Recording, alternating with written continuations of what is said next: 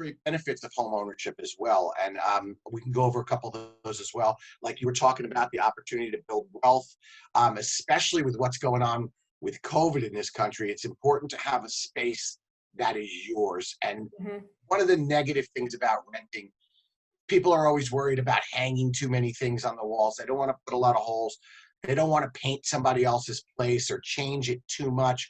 But when you own a home, you could make it your own. If you need to do something to make your own private space out of a different space, you could do that. And with everybody working at home and being home all the time these days, it's important that we're comfortable in our surroundings. Right. That's right. That's right. But let's say you decide to buy and you need help. So, you know, a lot of times the question I get asked is, should I, you know, just call the listing agent, or how should I decide to be represented?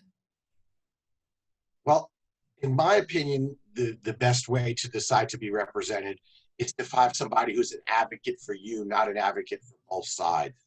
When you contact a listing agent, a lot of people think that's the way to go because they're going to want your offer to be accepted so they make more money. That's not, you want someone who's only vested in you. You're not paying for the buyer's agent in most cases anyway. So the sellers are always paying us. So you want someone who's going to fight for you and negotiate for you, not negotiate for both sides.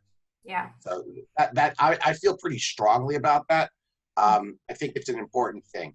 And you know what? I think me and you in our practice work that way. We try to work where we're giving all of our attention to our client. Right. I agree, because there's a lot of things that come up, and especially on a home inspection, if there's something important that needs to be repaired, how are you going to be asking for that to be done, and who's going to be the strongest advocate for you as a home buyer?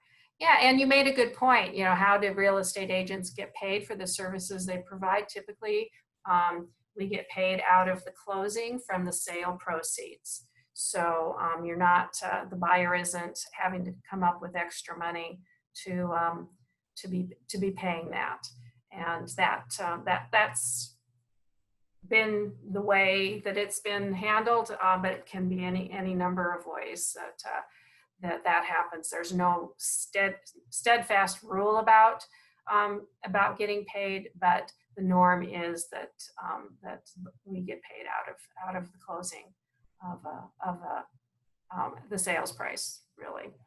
There's also one other thing we didn't mention yet, was there's also a lot of tax benefits to owning a home too. They'll really cut down on your federal income tax. Yeah, that's true, because you get to deduct that mortgage interest, which is that's a good amount. If I'm not mistaken, it's 100% deductible. Yes. Yeah. And in the beginning, when you first get a house, it's mostly interest, not much principal. So it's a pretty big deduction for the first 7-10 years, whatever. Yeah. Yes. It's a lot. Yes, it is. It is. Yeah.